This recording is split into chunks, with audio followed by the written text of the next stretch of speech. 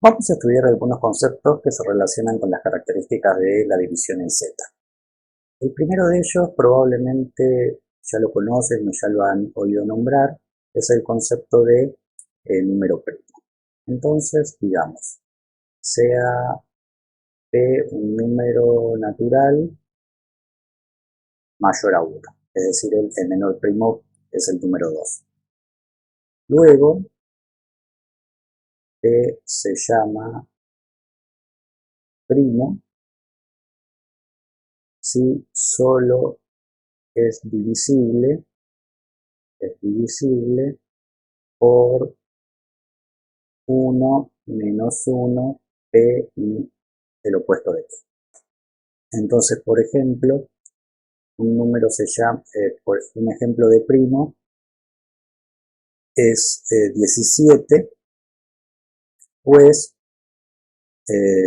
los divisores de 17 son 1, menos 1, 17 y menos 17. No hay otro número fuera de estos que divida el 17. En cambio, el 12 no es primo, pues si uno calcula los divisores de 12 tendríamos el más menos 1, el más menos 2, el más menos 3, el más menos 4, el más menos 6 y el más menos 12.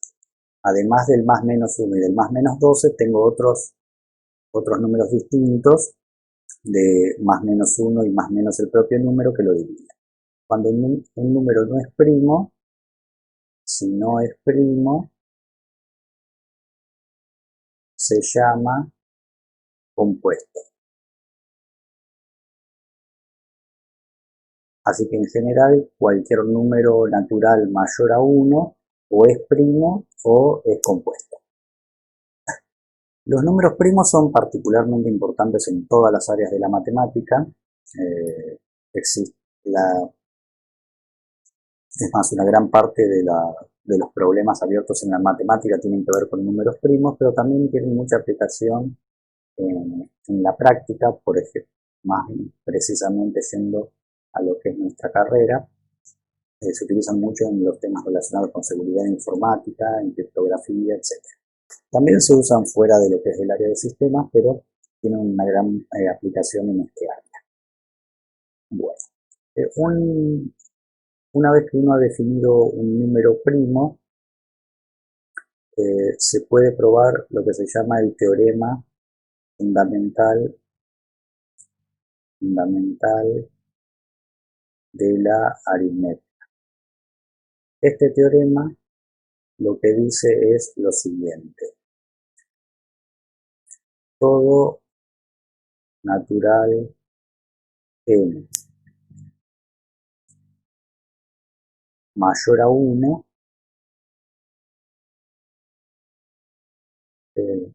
puede escribirse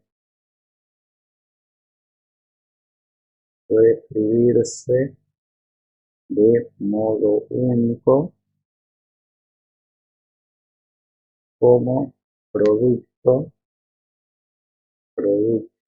de factores primos ordenados de modo decreciente. Entonces, básicamente, lo que dice el teorema fundamental de la aritmética es que uno puede tomar un número cualquiera, como ser, por ejemplo, el 12, que estuvimos hablando recientemente, y expresar al 12 como es 6 por 2 y a su vez el 6 es 2 por 3, lo podemos expresar como 3 por 2 por 2. ¿Sí? Luego, por ejemplo, el 30 lo podemos expresar como 6, perdón, el 6 no, porque el 6 no es primo, sino como 5 por 3 por 2, que esto sería 5 por 6, 30, etc. ¿Sí? Entonces, si uno escribe los factores en orden decreciente, esa descomposición en factores primos es única, ¿sí? No podemos descomponer al 30 como 15 por 2, por ejemplo, porque el 15 no es primo, ya que se puede escribir como 3 por 5, que sí son primos, y eso da origen al 5 por 2 por 3. Y también si hay factores repetidos, como son iguales, se colocan juntos. Entonces, respetando esa convención de colocarlo siempre de mayor a menor, el orden de los factores, entonces la descomposición de un número en sus factores primos es única, teniendo en cuenta que algunos de esos factores pueden ser iguales. Entonces, por los que le comentaba de su aplicación, en general, particularmente lo que se aplica, por ejemplo, en el mundo de la criptografía, a uno le interesa poder descomponer un número en un producto de factores primos que sean lo más grande posible. Entonces, es de utilidad práctica poder deducir de manera relativamente rápida si un número es primo o no. Evidentemente, computar todos los divisores no es un buen método, sobre todo cuando el número es muy grande. Entonces, existe un pequeño resultado que me ayuda a simplificar un poco este problema, que dice lo siguiente. Es un teorema que dice que sea n un número natural mayor a 1 nuevamente, entonces si n es compuesto, tiene un factor primo p tal que p es menor que su raíz cuadrada. Entonces este teorema lo que me dice es que si un número es compuesto, tiene que contener al menos uno de sus factores primos menor a la raíz cuadrada del número.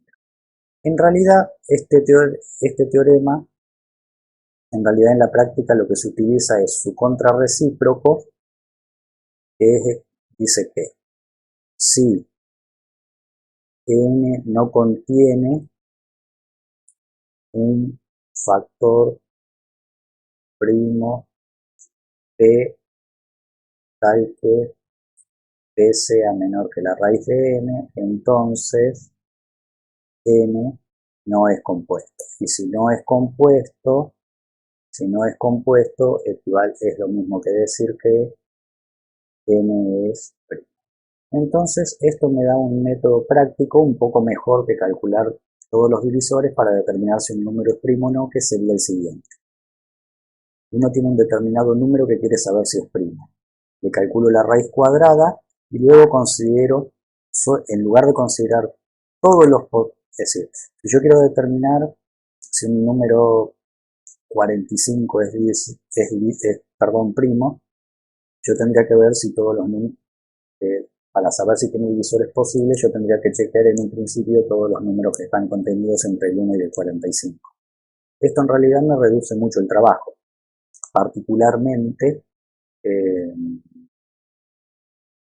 si yo quiero determinar, por ejemplo, si el 45 es primo, gracias a este teorema ya no tengo que chequear como posibles divisores todos los contenidos entre el 1 y el 45, sino solamente hasta la raíz del 45, que como la raíz del 45 está comprendido entre los cuadrados exactos más próximos son el 36 y el 49, que serían 6 y 7, eso quiere decir que la raíz de 45 es 6 y una fracción. Entonces, con solamente chequear si alguno de los números primos que están comprendidos entre el 1 y el 6 inclusive dividen el 45, si ninguno de ellos divide el 45, entonces el número 45 sería primo. Veamos con un ejemplo de la aplicación de este teorema. Entonces, ejemplo. Quiero determinar si n igual a 43, por ejemplo, es primo.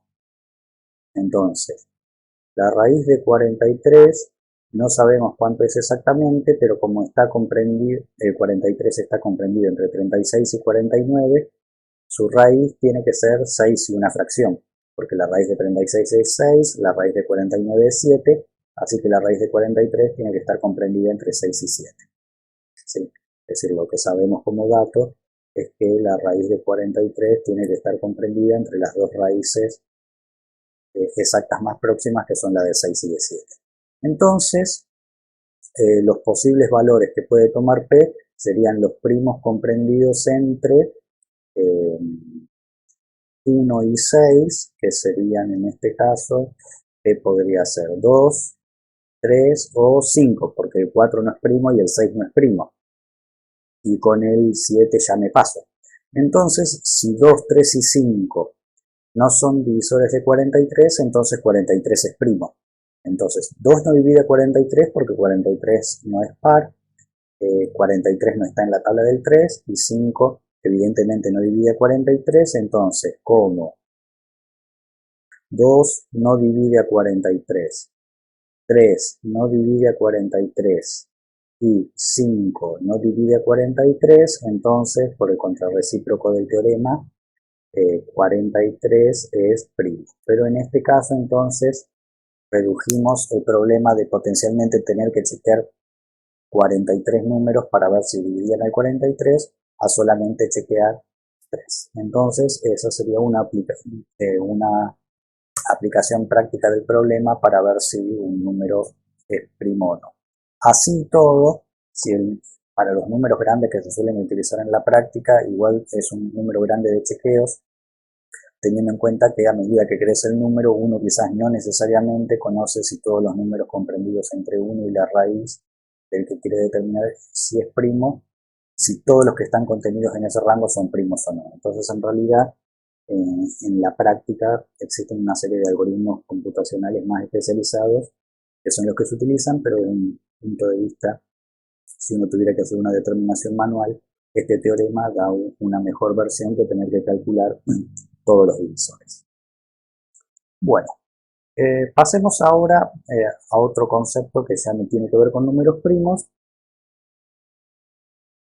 pero que también probablemente ya lo conozcan de su paso por la escuela, que es el concepto de divisor común máximo. Entonces, dados dos números determinados, esos dos números tienen una lista de divisores.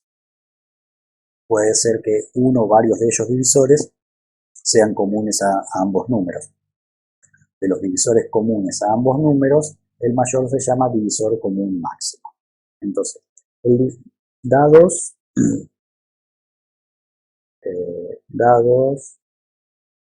A, B números enteros, donde vamos a pedir que, por un motivo que ahora vamos a aclarar, que al menos uno de los dos no sea 0.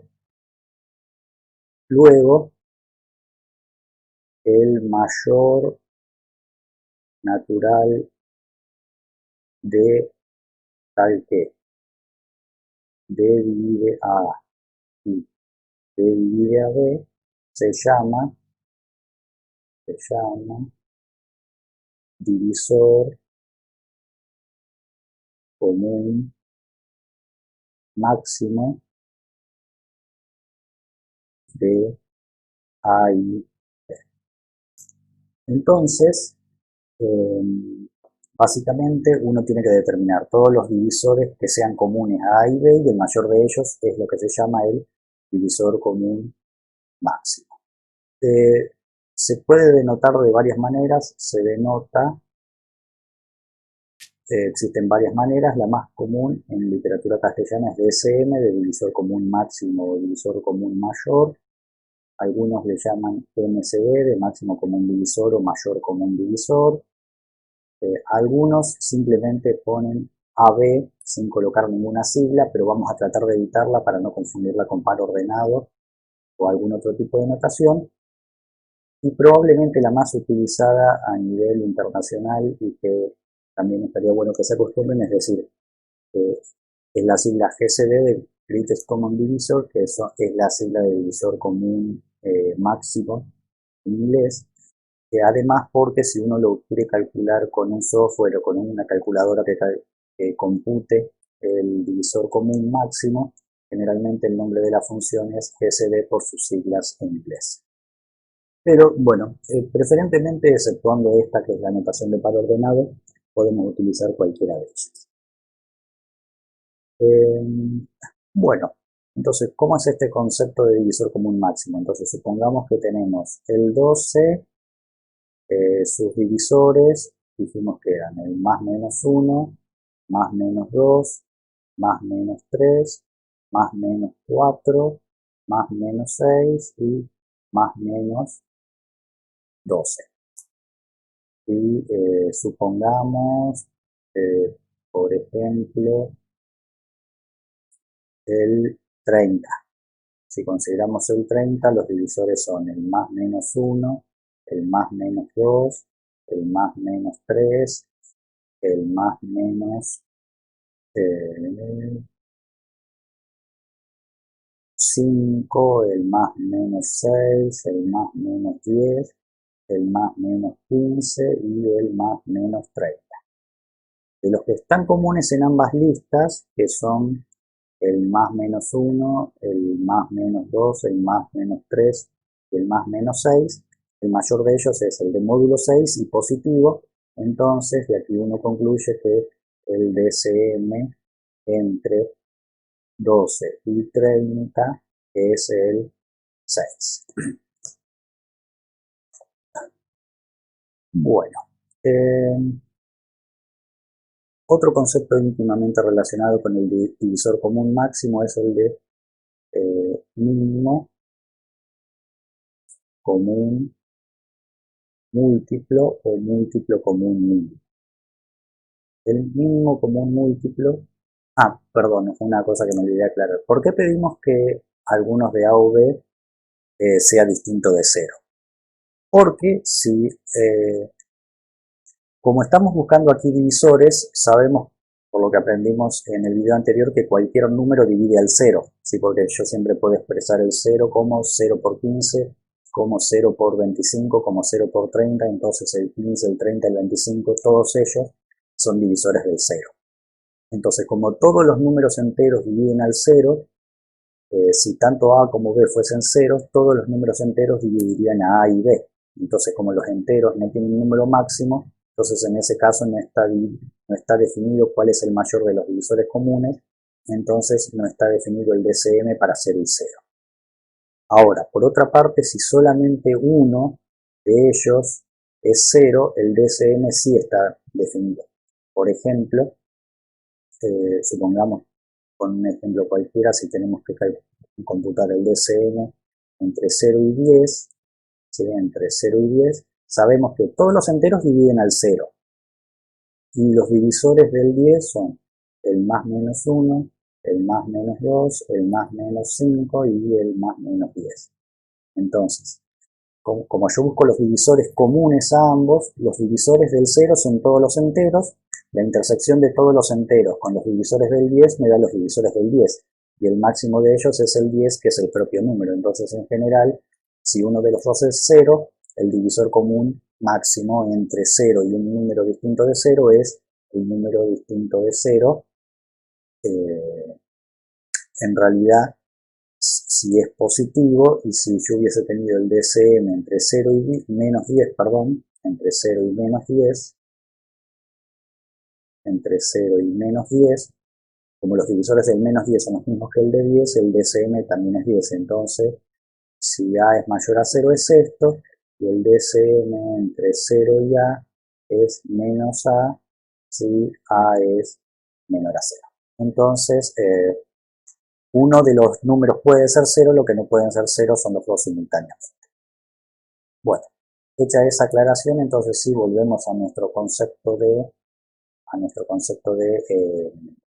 mínimo común múltiplo. Entonces vamos a decir lo siguiente. El mínimo común múltiplo está definido para números naturales en lugar de enteros como hicimos con el DCM. Y vamos a decir que el mínimo número natural de tal que A divide a B y B divide a B se llama mínimo común múltiplo de A y B y se denota MCM. No hay, aquí ya no hay tanta variación, al menos en castellano, pues sirve tanto como para mínimo común múltiplo como para múltiplo común mínimo de A y B. Y si no, usualmente también se utiliza la sigla en inglés, que como lo suelen encontrar en los software y calculadoras, que es LCM de Least Common Multiple. Entonces, esas son las dos notaciones principales que vamos a encontrar para el MCM. Entonces aquí, cuando uno buscaba el DCM, lo que busca es divisores, es decir, números que dividan a ambos, y de los comunes toma el mayor.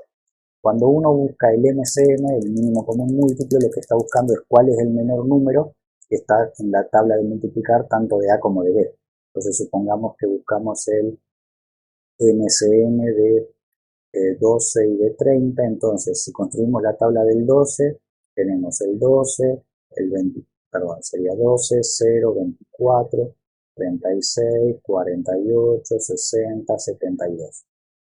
En la del 30 tenemos el 0, el 30, el 60, el 90, el 120, etc. Entonces, el primero que aparece en ambas tablas es el 60. Entonces, uno dice que el mínimo común múltiplo entre el 12 y el 30 es el 60. Ahora, esta manera que utilizamos de computar el DCM y el MCM no es muy práctica porque requiere computar todos los divisores o requiere computar una gran parte de la tabla de multiplicar de ambos. Entonces quizás una técnica que hayan aprendido en la escuela para hacer esto mismo es primero factorizar a cada uno de los números originales. Entonces, por ejemplo, el 30 es divisible por 2, me da 15, el 15 ya no es divisible por 2, es divisible por 3, me da 5, por 3 ya no es divisible, el siguiente primo es el 5, 5 sobre 5 me da 1, es decir que el 30 se puede expresar como 2 por 3 por 5. El 12, por su parte, es divisible por 2, me da 6, el 6 sigue siendo divisible por 2, me da 3, el 3 es divisible por 3, me da 1, así que el 12 lo puedo expresar como 2 al cuadrado por 3. Esas serían las factorizaciones que hablaba el teorema fundamental de la aritmética, simplemente que aquí en lugar de colocarlas en orden descendente, lo coloqué en orden ascendente. En realidad la descomposición es única cuando uno lo escribe en sentido decreciente. En realidad los factores primos que contienen un determinado número son siempre los mismos, uno los puede colocar en distintos órdenes y es la misma factorización. Entonces, en general en muchos libros se enumeran el teorema de la aritmética diciendo que cualquier número natural mayor a 2 se puede escribir de modo único como un producto de factores primos, exceptuando por el orden en el que se escriben los factores, que es un enunciado equivalente al que usamos. Bueno, volvemos a nuestro problema.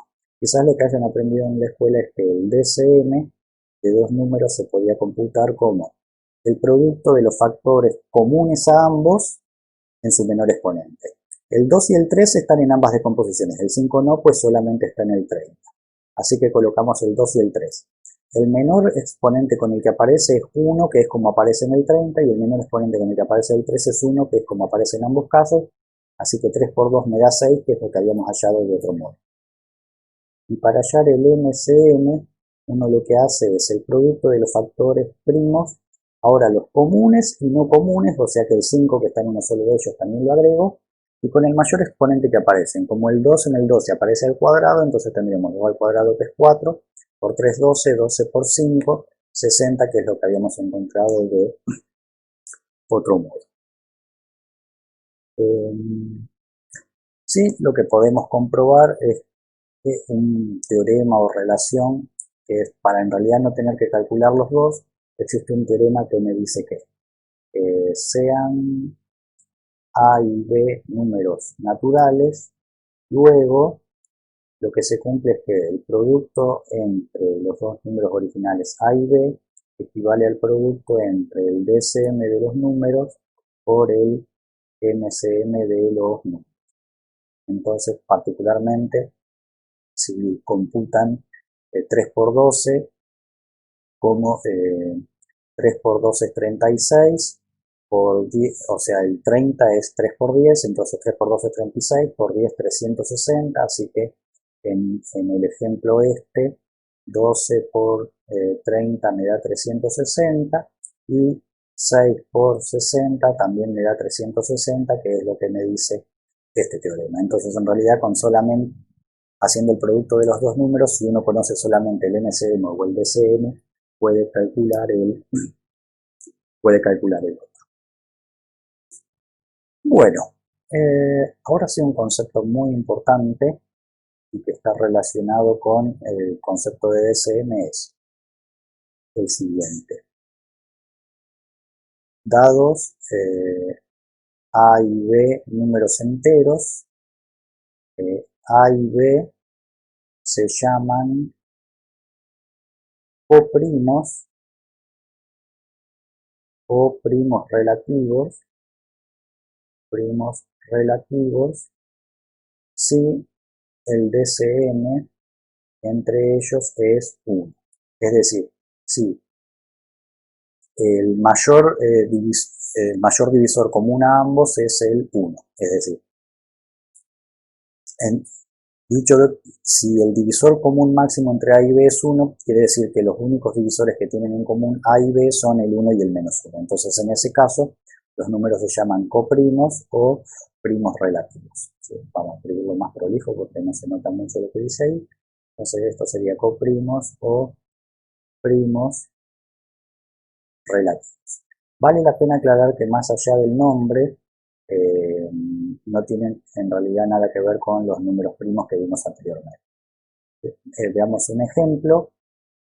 A ver, por ejemplo, el 15 y el 8 son coprimos, pues los divisores del 15 son el más menos 1, el más menos 3, el más menos 5 y el más menos 15. Y por otro lado, los divisores del 8 son el más menos 1, el más menos 2, el más menos 4 y el más menos 8. Los únicos que tienen en común son el 1 y el menos 1. El mayor de ellos es el 1, entonces como el DCM es el 1, el 15 y el 8 son coprimos. Entonces 15 y 8 son coprimos. Por ejemplo, si consideramos el 17 y el 51, el 17 es primo, solamente es divisible por más menos 1 y más menos 17, pero el 51 también es divisible por 3, entonces es divisible por más menos 1, más menos 3, más menos 17 y más menos 51. Entonces, si ustedes observan, es divisible. Lo que tienen en común son el más menos 1 y el más menos 17. El mayor de ellos es el 17, entonces como el DCM entre 17 y 51 es 17, entonces no son coprimos, ¿sí? Y fíjense que el 17 era un número primo, entonces en realidad ahí vemos que el concepto de ser primo y de ser coprimo con otro número no están en realidad relacionados, ¿sí? No son coprimos. Es más, ya se nota de la propia definición, primo es un concepto que aplica a un único número y coprimos o primos relativos aplica a pares de números. Bueno, entonces en general a uno le puede interesar, por lo que estamos viendo hasta acá, es de gran interés poder computar los divisores de un número y particularmente cuál es el DCM entre un par de números, es decir, el divisor común mayor entre los divisores comunes de un par de números. Entonces, si bien vimos el tema hacerlo colocando tanto las listas como las factorizaciones, ninguno de los dos son particularmente eficientes. La computadora lo hace de una manera más parecida a una que les voy a mostrar próximamente, pero antes de pasar a eso, primero vamos a ver un teorema.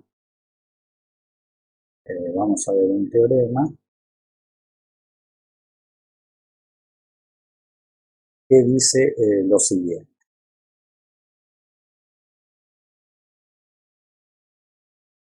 Sean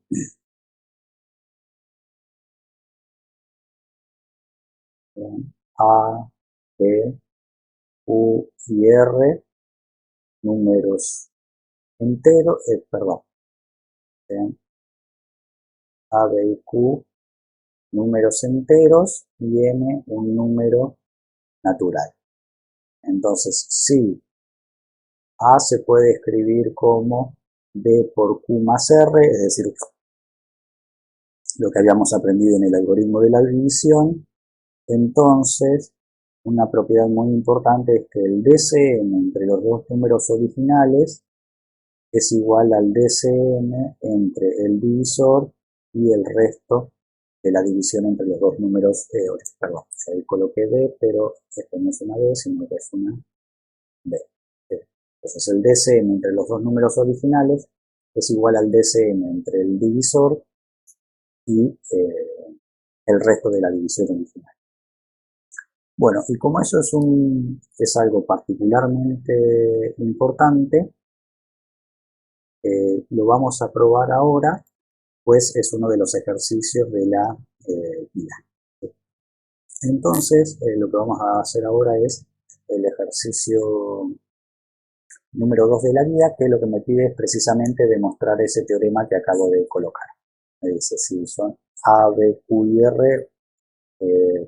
Bueno, aquí está colocado R como entero, pero en realidad luego se puede probar. Recuerden que es un natural sub 0 comprendido entre 0 y A, y perdón, 0 y el módulo de B en este caso, que es el divisor. Entonces el DCM entre estas dos cosas es el. Bueno, entonces, ¿cómo hacemos la prueba de este teorema? Entonces lo que vamos a hacer es, primero vamos a establecer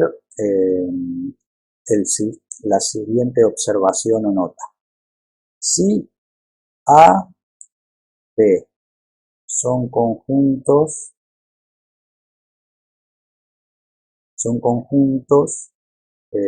tales que A es un subconjunto de los naturales y B es un subconjunto de los naturales, entonces podemos establecer la siguiente relación.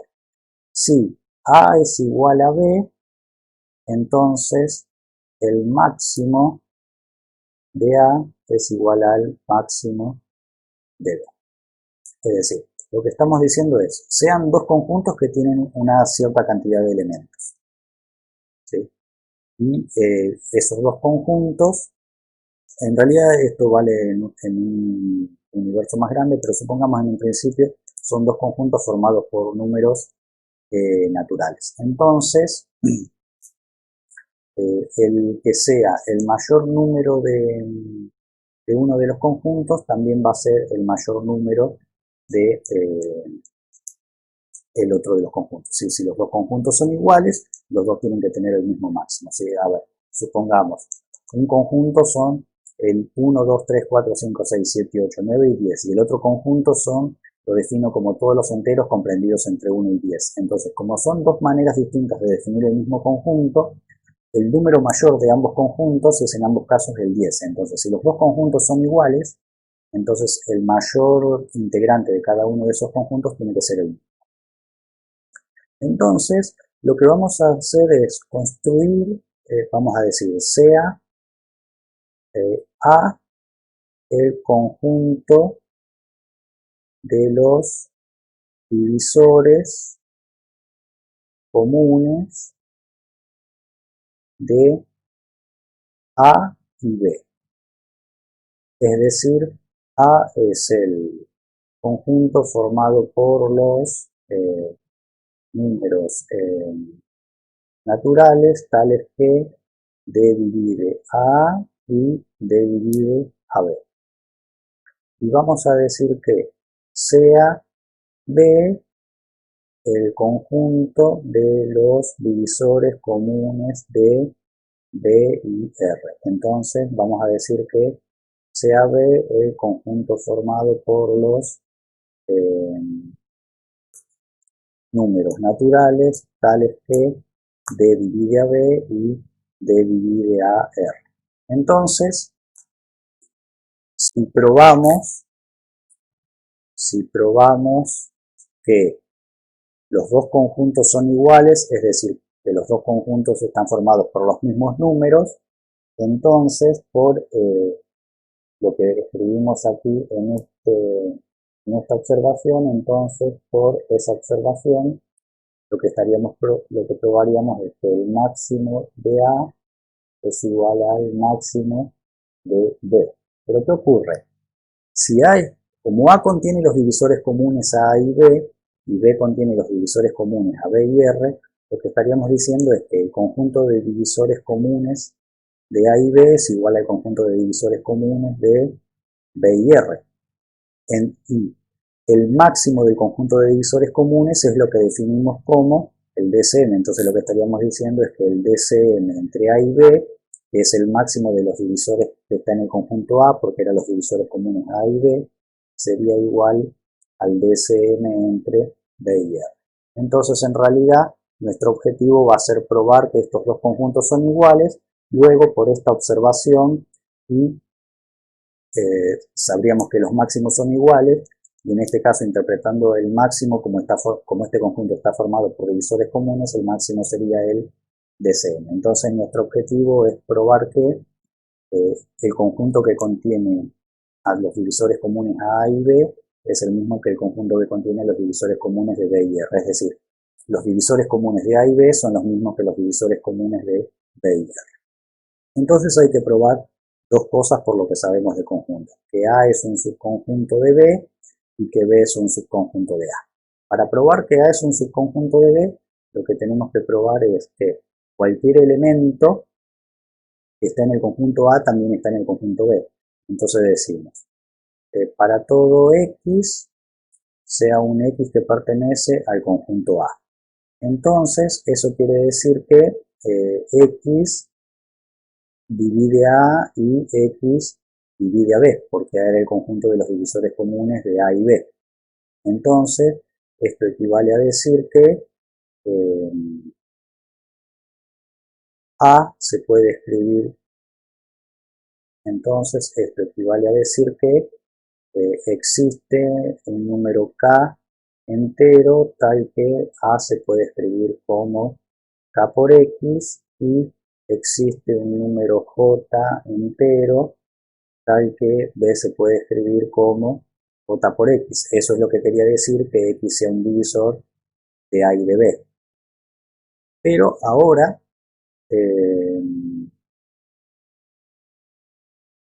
de A igual a B por Q más R, que lo tenemos en el enunciado, podemos deducir que R se puede escribir como A menos B por Q. Y utilizando esta relación que voy a llamar 1 y esta relación que voy a llamar 2, aquí por 1 y 2, la A lo podemos escribir como K por X y la B lo podemos escribir como J por X. Entonces ahora, extrayendo factor común X, resulta K menos J por Q por X, pero K menos J por Q es un número entero porque la suma y multiplicación son cerradas en los enteros, entonces esto implica que X divide a R. Entonces, como X divide a R por esto que acabamos de hacer, y ya sabíamos que X divide a B por hipótesis, entonces X pertenece a B, que es lo que quería probar, ¿sí? Porque si X divide a B y X divide a R es un divisor de B y R. Entonces de esa manera se prueba la primera parte, que A es un subconjunto de B. Entonces en la segunda parte tenemos que probar que B es un subconjunto de A. Entonces partimos, sea cualquier elemento X tal que X pertenece a B. Si X pertenece a B es un divisor de B y es un divisor de R. Entonces esto quiere decir que X divide a B y X divide a R. Entonces similarmente por lo que escribimos, existe un número P entero tal que P se puede escribir como P por X y existe un número P entero tal que R se puede escribir como t por x. Entonces, luego a igual a b por q más r se puede escribir como la b, que es p por x por q, y la r, que es p por x, y extrayendo factor común x, esto resulta p por q más t por x, pero p por q más t es un número entero, entonces esta última expresión, por la definición de divisibilidad, quiere decir que x divide a a.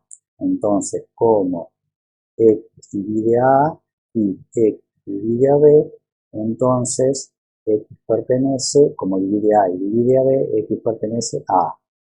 Entonces, vamos a poner aquí el símbolo asterisco, por decir algo. Entonces, como hemos probado que a es igual a b, por asterisco podemos concluir que el DCM entre a y b es igual al DCM entre b y r, que es lo que queríamos probar. Entonces, de esa manera, lo que encontramos es que el divisor común máximo entre los dos números originales es lo mismo que el divisor común máximo entre el divisor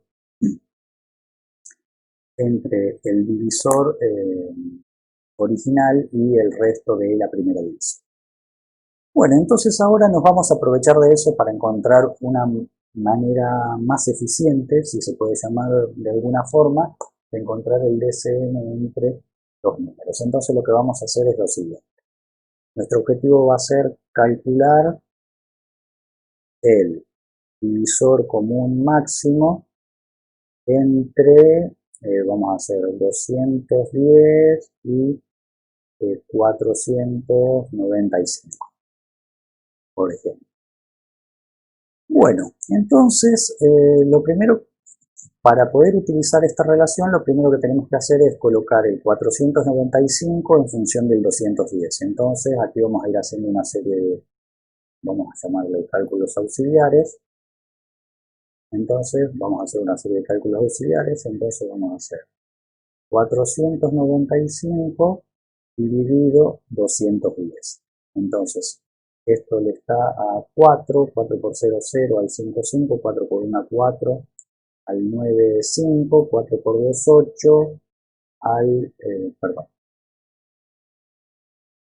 4 por 0, 0, al 5, 5, 4 por 1, 4, al 9, 5, no sé por qué puse 4 en realidad, lo pensé, estaba pensando en 8, es 2, perdón, 2 por 0, 0, al 5, 5, 2 por 1, 2, al 9, 7, y 2 por 2, 4, al 4, 0. Entonces, tenemos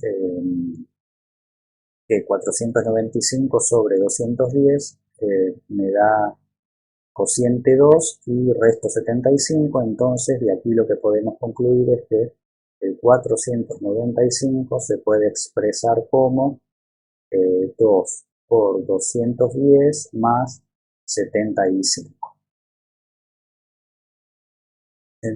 Entonces, ahora, por el teorema anterior, sabemos que el DCM entre 495 y 210 va a ser igual al DCM entre el que era el divisor, que es 210, y el nuevo resto.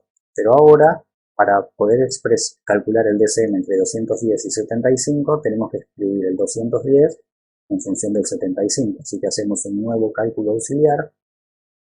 Entonces, hacemos 210 sobre 75. Entonces, esto le está 2 por 5, 10, al 10, 0, me llevo 1, 2 por 7, 14 y 1, 15, al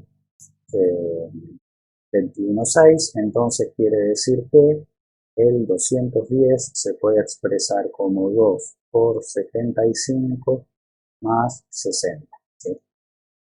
Así que, a su vez, el DCM entre el 210 y el 75 es igual al DCM entre el 75 y el 60. Entonces esto es igual al DCM entre el 75 y el 60. Así que volvemos a hacer lo mismo. Ahora hacemos 75 dividido 60, esto le está 1, al 15 perdón, al 7515, entonces quiere decir que el 75 se puede escribir como 60 por 1 más 15, así que esto va a ser igual al DCM entre 60 y 15. Y ahora si hacemos 60 dividido 15, esto le está 4, 4 por 15 es 60 y 60C. Entonces quiere decir que el 60 se puede expresar como 4 por 15 más 0. Entonces, ¿qué ocurre? Ahora una vez que encontramos este 0, en realidad lo que quiere decir es que el 60 y cuando encontramos un resto 0, lo que quiere decir es que el 60 es un múltiplo de 15. Entonces, cuando un número es múltiplo de otro, el menor es el DCM entre ellos. O si no lo podemos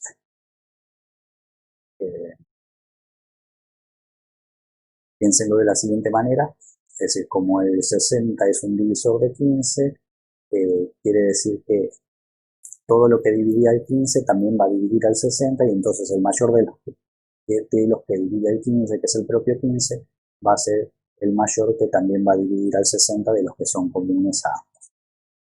Entonces, cuando uno encuentra dos que sean múltiplos, que eso ocurre cuando uno de los restos es 0, entonces en ese caso el DCM entre ambos es el menor. Entonces, básicamente la idea es que cuando uno hace esta secuencia de descomposiciones, el último resto distinto de 0 que encuentra, que en este caso sería el 15, es el DCM entre los dos números originales, que eran el 495 y el 210. ¿Por qué? Porque como el siguiente resto ya es 0, quiere decir que ahí ya encontró dos números que son múltiplos, y en ese caso el menor, y que el menor, que era el resto de la división anterior, pues el menor es el que se utiliza como divisor.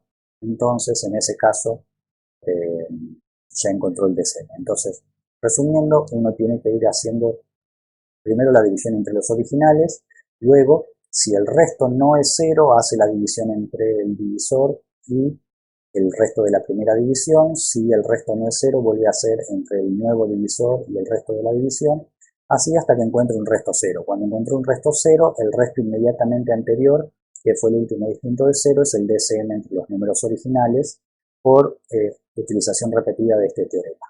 La utilización repetida de ese teorema es un algoritmo que se conoce como algoritmo de Euclides. Entonces, este es probablemente el modo más eficiente para encontrar el DCM entre dos números. Además, hallando el DCM de este modo, uno luego podría hallar también el MCL. Bueno, existe otra porción de teoría muy importante, que es la siguiente. Es un teorema conocido como teorema de Beazov,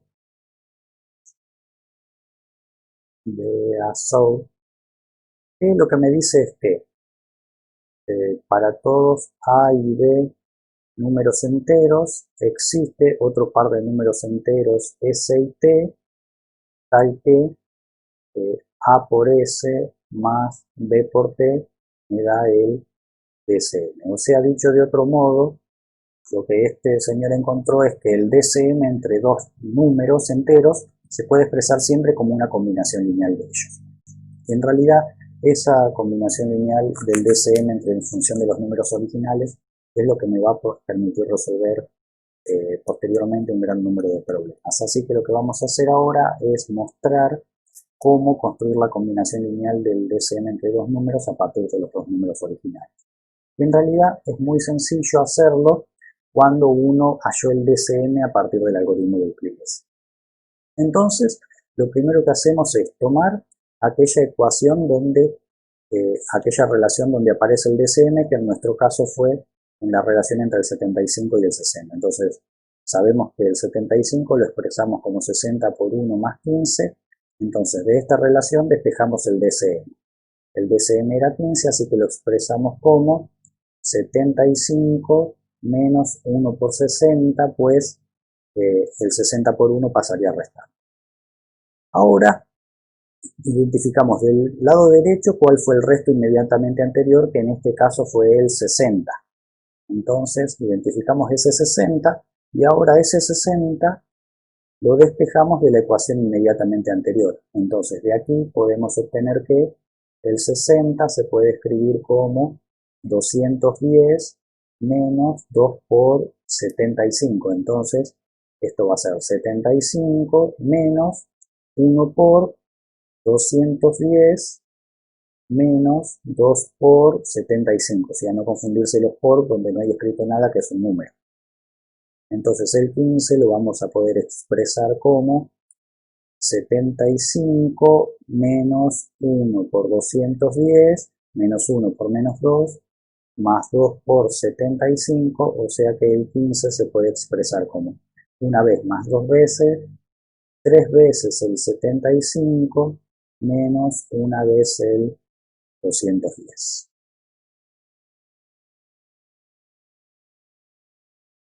Y ahora expresamos en lo que está en el lado derecho, una vez que quedaron solamente dos términos, cuál fue el resto inmediatamente anterior, que fue el 75, que fue el que apareció como resto en la primera ecuación. Entonces el 75 lo podemos expresar como 495 menos 2 por 210, así que ahora podemos decir que el 15 lo podemos expresar como 3 por 495 menos 2 por 210 menos 1 por 210. Entonces resulta que el 15 se puede expresar como 3 veces el 495, 3 por menos 2 son menos 6, menos 1, menos 7 veces el 210.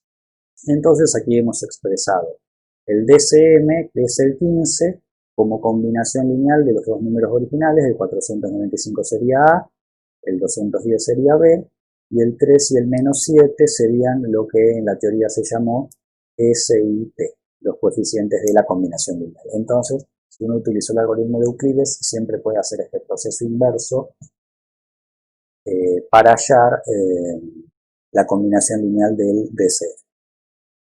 Bueno, para cerrar, dos elementos de teoría muy pequeños y luego hacemos una serie de ejercicios para terminar el video. Vamos a hacer un espacio acá. Existen dos teoremas muy importantes y que vamos a utilizar próximamente, así que vamos a verlos acá. El primero de ellos dice que si, recuerden que habíamos hecho con un contraejemplo un ejercicio que decía que si A divide a B por C, entonces A divide a B o A divide a C, que era falso. Pero si le agregamos la condición que A sea, ahora que conocemos el concepto, coprimo con alguno de los números, entonces para todos A, B y C enteros, si el DCM entre A y B es 1 y A divide a B por C, entonces A divide a C. Entonces lo que podemos decir es que en general sabíamos que si A divide a B por C, no es cierto decir que A divide a C o A divide a B.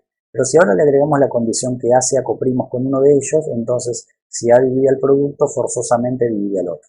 Es decir, si A divide a un producto de dos factores y a uno de ellos no lo puede dividir porque los números son coprimos, entonces forzosamente tiene que dividir al otro. Y esto a su vez tiene una generalización o otra utilización, que es un caso particular en el que el A es primo. Entonces uno puede decir que si P es primo y P divide A por B, entonces P divide A o P divide A B. Entonces esos son dos teoremas sobre divisibilidad que vamos a utilizar bastante. Entonces el primero dice que si un número divide un producto y es coprimo con alguno de los factores, entonces tiene que dividir al otro término del producto. Ese lo vamos a probar ahora en la guía de ejercicios. Y el otro teorema dice que si yo tengo un número primo que divide a un producto, entonces tiene que dividir alguno de los factores. Bueno, entonces pasamos a ver algunos ejercicios. De esto nos habían quedado pendientes el A, el E y el F. Particularmente vamos a ver el E, que es el que les acabo de mostrar en la teoría. Fíjense, dice para todos A, B y C enteros, este sería el E. Si el DCM entre A y B es 1 y A divide a B por C, entonces como A no divide a B, debe cumplirse que A divide a C. Entonces aquí lo que tenemos que probar es esta parte de acá, que A divide a C, pero tenemos dos hipótesis.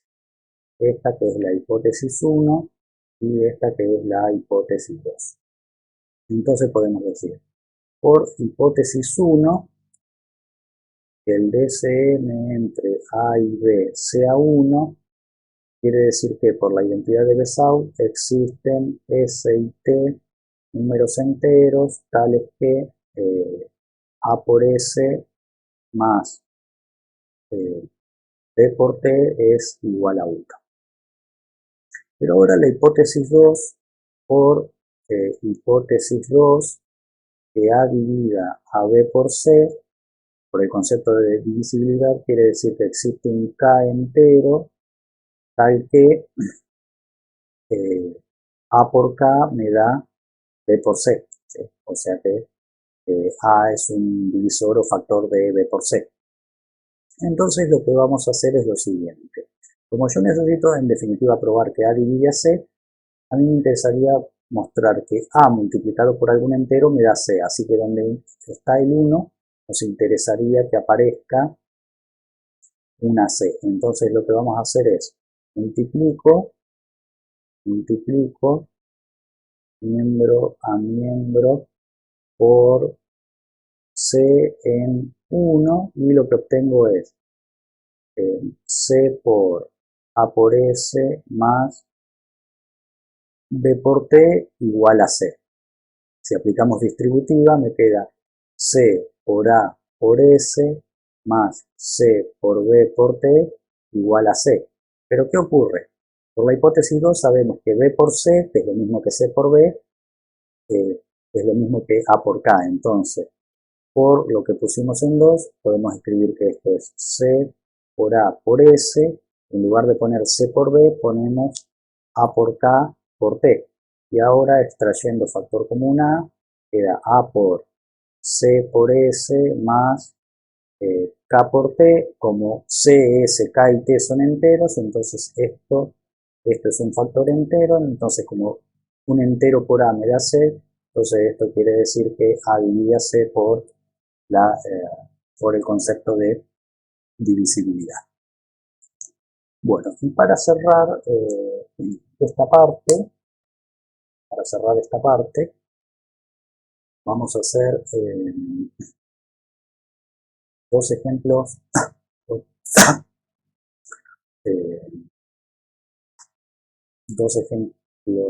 tres más. Vamos a hacer el 5 y el 6 y luego el 4 lo dejamos para el video de misceláneos al final del tema.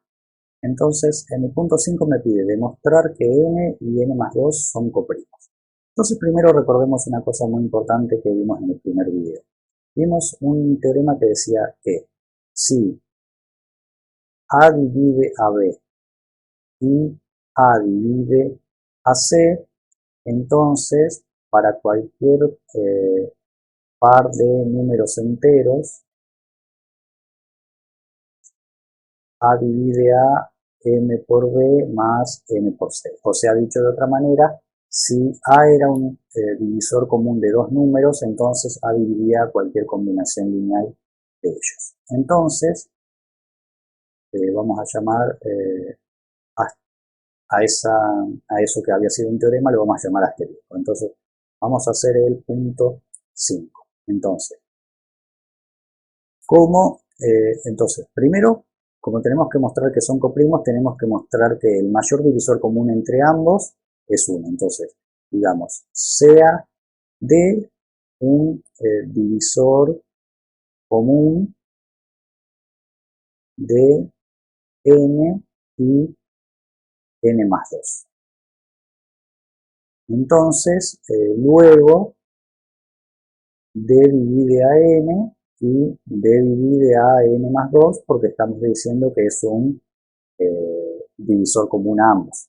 Pero ahora, como d divide a n y d divide a n más 2, estamos en las condiciones de este teorema donde d es a, b es n y c es n más 2. Entonces podemos decir por asterisco, para todo, bueno, aquí no le vamos a llamar m porque ya m se llama el número del enunciado, entonces para todo alfa entero y para todo beta entero, entonces podemos decir que d divide a alfa por n más beta por n más 2, es decir, divide a cualquier combinación lineal de n y n más 2.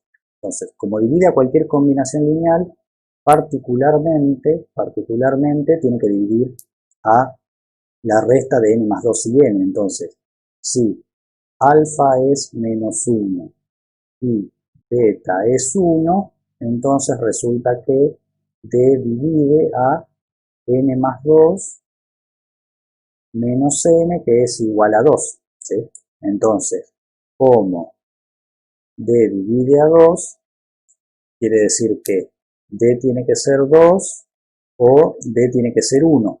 Pero como n decía que era un número impar, lo dice el enunciado que n es un número impar, entonces como n es impar, entonces d tiene que ser igual a 1, entonces el único divisor común a n y n más 2 es 1. ¿Sí? Entonces de esa manera, y al ser el único es el mayor. Entonces esto implica que n y n más 2 son coprimos. Bueno, y vamos a hacer algo similar en el 6, entonces vamos a decir lo mismo.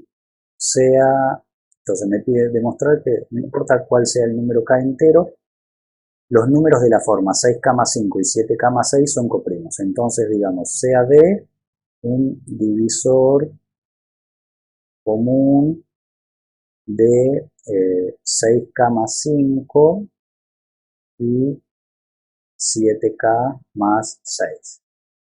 Luego, por ese mismo teorema asterisco, luego por ese teorema, para todo alfa entero y para todo beta entero, D divide a alfa por 6k más 5 más beta por 7k más 6. Entonces, ¿cómo es el truco en este tipo de casos? De todas las infinitas combinaciones lineales me conviene elegir aquella donde alfa vale menos 7 y beta vale 6 para que me quede menos 42 y más 42 y se cancele, ¿sí? O también podemos elegir que alfa sea menos 7 y beta sea 6, si eso es indistinto. Entonces, particularmente para alfa igual a menos 7 y beta igual a 6, es decir, esto es como si fueran dos ecuaciones cuando uno hace Gauss, uno multiplica una por un número, por un coeficiente y otra por el opuesto del otro, para que se eliminen los términos que tienen k. Resulta menos 7 por 6k más 5 más 6 por 7k más 6, y esto va a ser menos 42k menos 35 más 42k más 36, y toda esta cuenta me da 1 porque los términos con k se eliminan y menos 35 más 36 me da 1. Entonces luego d divide a 1, lo que implica es que d es igual a más menos 1, lo que implica que el DCM entre 6K más 5 y 7K más 6 es 1, que es lo que quería probar. Al ser el DCM1, 6K más 5 y 7K más 6 son coprimos.